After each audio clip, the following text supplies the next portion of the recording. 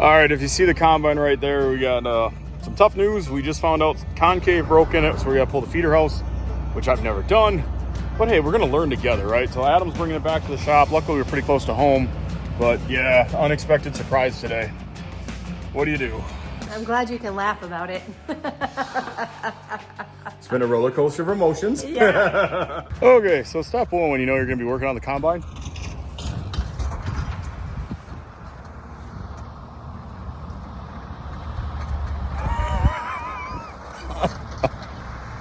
Hey, we got lucky. Blow it off. Step one, blow it off. Step two, don't lose the compressor. Oh well, just life. I mean, we talked about it before, but when you hit the fields with the combine, what is hanging over your head? Like, what's in the back of your mind all the time? That unexpected breakdown, and they call them in all formats. This one, if you notice, there's a big chunk of metal right there that's supposed to be connected to the combine. This is actually what they call separating the feeder house, and I've never done it before. So last night, when this all transpired in about the term of about an hour, wow, the roller coaster of emotion. So you see this part broken off here? This is, this right here, that's supposed to be fully welded. Yeah, because you can see the one on this side. So let's back up. I mean, Harvest 2025, it got started early. Yep. And how had it been going? Fantastic. The weather's been fantastic. And that was the thing too with this. It's like, this is incredibly good. This is incredibly bad. This is incredibly just like mutual. And what I mean by that is we've had about 2 weeks with really good weather. We only had like half a rain day. It's been great. And even that half a rain day came at last Sunday when we were like, yes, a little bit of time off is good. But we've had this 10-day window ahead of us that looks fantastic. That's where like, hey, let's go. Because what we were working on, we switched both combines over to soybeans. And for us, the race is always to hurry up and get soybeans off as fast as possible. Well, and I think it really too, like what actually goes into harvest going well, it's the fields being ready, so the crops being ready to harvest. We talked about like the moisture levels last week. It's the weather cooperating. It's not having any breakdowns with equipment, so you had to have all the equipment ready to go, and it's having enough bodies to put into all of the equipment. So there's actually like a lot of variables that all come together to be able to say like, wow, fall harvest 2025 was like really going very smoothly.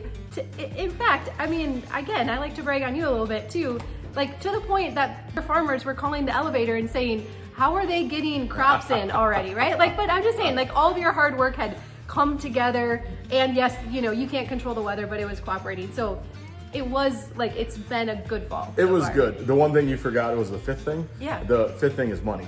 Because it all takes money. Yeah. It all takes money. No, you know, you can't take everything so serious because otherwise it'll just like ruin you. This one here yesterday, the cool thing is I have a friend named Rich, and Rich has a background in combines. So first phone call, hey Rich, any chance you could like roll over here and look at something? Because I think it's bad. Yeah. Well, so let's back up again. So you have two combines you're running, and you had some pretty catastrophic breakdowns in the past, and that's what hangs in the back of your head. So with both combines, when you're heading in this fall, did you have any like maintenance concerns or things like, oh, that could be like on its last leg? Whenever you're running, so this is the combine behind us, John Deere 9600. It's a 1989 model. So not only is it the first model, or first year of this model, which they have a bunch of changes that came into play. Yeah. Anytime you're dealing with old equipment, there's always just that chance. Unknown. Yeah, it just is like that's probably the hardest thing is like you're gonna have it because we've had years where we're like, okay, everything's ready to go. And this one here, we're gonna get into it in a minute. We knew there was some issues, but we thought, okay, we're trying to get, just trying to get through one more year. But we were hoping we could. And well, if you notice, the feeder house is there, the combine's there. Luckily, I got a parts combine way down there that we're gonna be grabbing some parts off of. But when this all happened yesterday, it all started, everything was going good. So we got rain Sunday night. Monday, we were in here doing a lot of spreading, and then we just had the one combine go finish a field. So yes, this combine basically sat. Yesterday, I got into it till we finished the field on Sunday before the rain hit, and we were just gonna move it to the next field. Well, I look over and I noticed that I couldn't tighten up the cylinder. The cylinder marker or indicator was all the way down in the 12 position. I'm like, well, that's not right. And what is that? Depending on the size of the crop, so whether it's corn or soybeans, you can move it up and down, and then it does a better job thrashing So you noticed that the cylinder wasn't in the right place? Yep, we noticed the cylinder was in the right place, and we got investigating some more, and then we seen it. We just seen basically this big chunk of metal hanging farther down than it should, and then I seen some cracked castings, and it just was like, oh, this isn't good. Okay. So luckily, our friend Rich was able to stop out last night. We're looking at it in the field, and he gave me the bad news. He's like, I think the concave broke, and once we got it in the shop and the feeder house off, we actually were able to see that, yeah, it was not only broke, it kind of disintegrated. So what's the concave? This big heavy chunk that's falling out right now. Paperweight. So I don't claim to know a lot about combines, but when I see this, I'm thinking that's probably not a good thing. Let's just say we got our money's worth out of it. If you look behind us, what looks like a cylinder, that is spinning, and that is spinning at a specific RPM rate, like typically 300 to 350 right in there for corn or soybeans, and you can adjust all that, and then the concave comes up against it. So all the crop goes in between that big cylinder and this big chunk of metal, and then it gets ran against it. It's what they call the rasp bars. And that all spinning basically shatters the pods apart from the beans. The beans go down, or corn, same thing. And it all goes down and goes to different aspects of the machine, and eventually makes it up to the clean grain tank, and that there is the crop that you have left. So it's kind of an important part. It's very important, the combine. Yeah. I think they're all important parts, but that one. Oh, that and then like, just knowing that we have 10 really good days ahead of us. We're sitting where we got about a third of the beans off. We got about a third of the corn off. Okay. With the super nice weather, the beans are getting like perfect. I mean, they're going through the combine nice. We can still have very little head shatter. What happens is if you wait. What's head shatter? Head shatter is when you are going with the head, and basically you start having these little BBs, which is the bean pods, bounce all over the head. Oh, like they're opening up and as it's coming in. And they're going on the ground. Oh, yeah, that's So then you're losing money. Yep. Okay. So that's head shatter. So then what happens is when the plant gets too dry, you start getting more head shatter, you get more loss through the plant. So there is this certain happy time frame where it's really nice to get in there and get and blah, blah, blah. Too early, you are too slow and they don't crack open. Too late, they get head shatter. The crop goes all over the ground. I fought both over the years. Okay. So that's why. So you were running 2 combines. So you do have another combine that you can keep going in the field. But if you have a second, what if something happens to that one? And if you have a second one, that's always the fear. It's like, what happens back in the days when we only ran 1 combine, if you had a major breakdown, you were down for 5, 6, 7 days.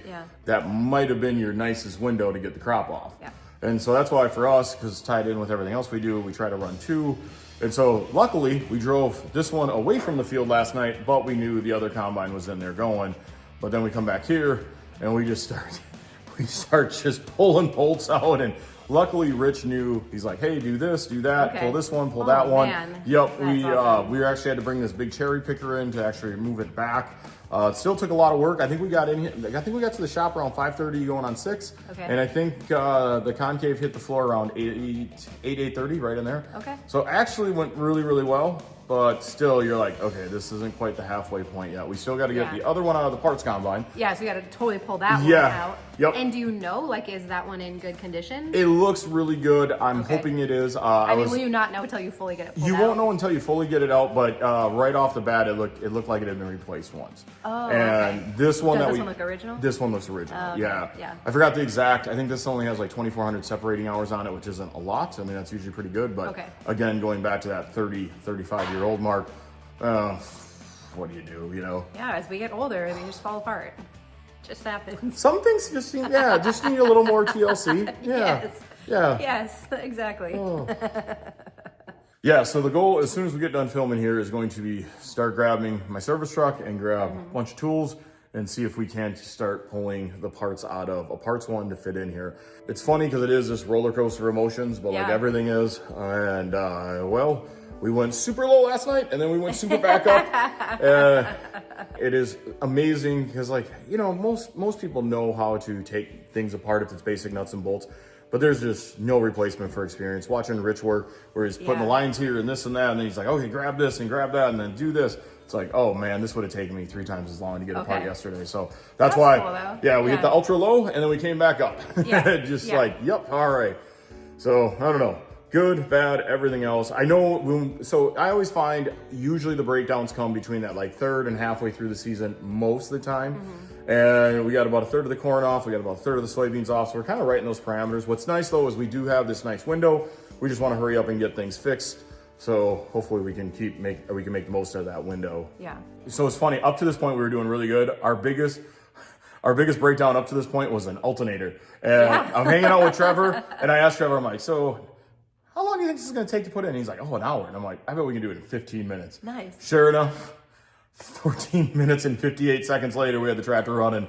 And awesome. Oh my gosh, it was so much fun. So it's kind of like an alternator on a car or truck, like just a yeah, swap out? It's actually probably easier. Okay. Luckily, this one, more than likely, just the voltage regulator went on it. And so it didn't go catastrophic. Yeah. I've had it before where they lock up, smoke the belts, and then that's going to be a much bigger project. But just bolting one on and one off. I had one here. It was just really, I was like, here we go. When he said an hour, I'm like, deal, watch this. You gotta gamify it, right? You're like, all right, yep, that's awesome. Oh, I felt bad though. So we have a mutual neighbor. He's really nice. And the one thing with him is we always like text each other as the fall's going to see how it's going. Saturday, he texted me. He's like, hey, is there any chance, I see you over in this field over here, is there any chance you got a pipe wrench? And I'm like, yeah, I got a pipe wrench. Swing over and help you. Okay. He had plugged his combine. I want to see you do that again. Why? Because I thought it was hilarious. What? Because I'm watching the aluminum bend. Oh, is it? Yeah. Look at this now. Are you ready? Yep. Jeez. You did do it right. Well, he had fought it for an hour and a half while I still had Trevor with me. Oh, so he's a big dude and Trevor's pretty small. So Trevor actually hopped up in there. He's pulling the weeds. This guy's trying to rock it back and forth with the pipe wrench and the cheater on it. That's good. Is that better? Yep. Want me to go one more time?